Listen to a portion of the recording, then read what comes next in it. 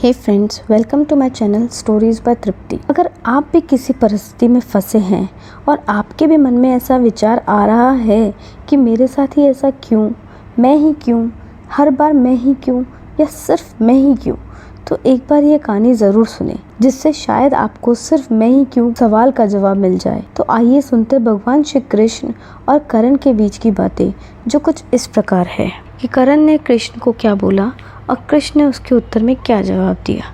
आप भी सुनिए, आपको भी अच्छी लगेगी। महाभारत में युद्ध के दौरान करण ने भगवान श्री कृष्ण से पूछा, मेरे पैदा होते ही मेरी माँ ने मुझे छोड़ दिया, क्या ये मेरी गलती है कि मैं एक नाजायज औलाद हूँ? मुझे द्रोणाचार्य के द्वारा शिक्षा नहीं दी गई क्योंकि मैं क्षत्रिय नहीं था।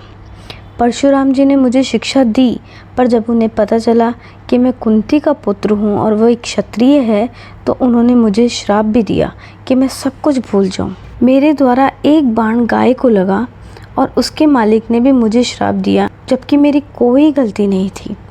मुझे अपमानित करा गया द्रौपदी के स्वयंवर में, और माता कुंती ने भी मुझे सच बताया केवल अपने पांडव पुत्रों को बचाने के लिए। मुझे जो कुछ भी मिला उनके दुर्योधन से मिला, तो मैं उसकी तरफ से लड़कर कैसे गलत हुआ? इस पे भगवान श्री कृष्ण ने जवाब दिया, करण, मैं जेल में पैदा हुआ। मृत्यु मेरे जन्म से पहले ही मेरा इंतज़ार कर रही थी।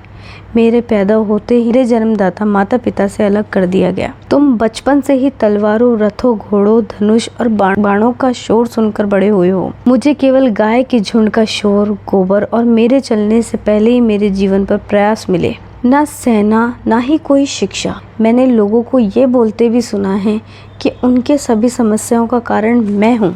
जब आप सभी की वीरता की सराहना आपके गुरु कर रहे थे, तब मैंने कोई शिक्षा भी प्राप्त नहीं की थी, और 16 साल की उम्र में ऋषि संदीपनी के गुरुकुल में शामिल हुआ। तुम्हारी शादी तुम्हारी पसंद की लड़की से हुई है।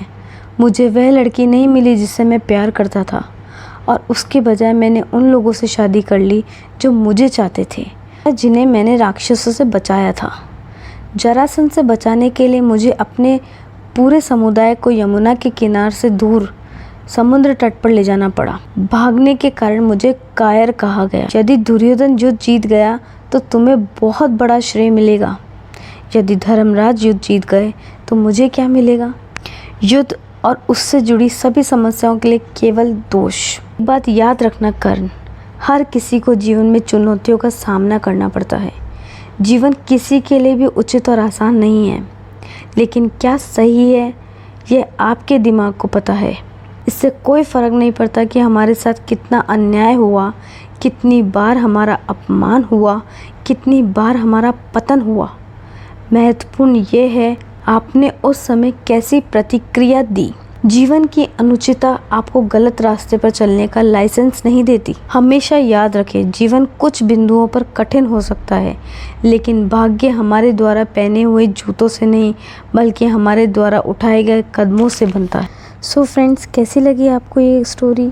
अगर अच्छी लगी हो तो कमेंट में ज़रूर बताएं। आशा करती हूँ आपके मन में जो भी सवाल आए होंगे, पूरा नहीं तो थोड़ा सा जवाब तो मिल ही गया होगा। आप बस कर्म करो, फल भगवान खुद आपको देंगे, क्योंकि बात जब कर्मों की आती है तो वो खुद को भी नहीं छोड़ते। अपना ध्यान रखिए। Bye bye.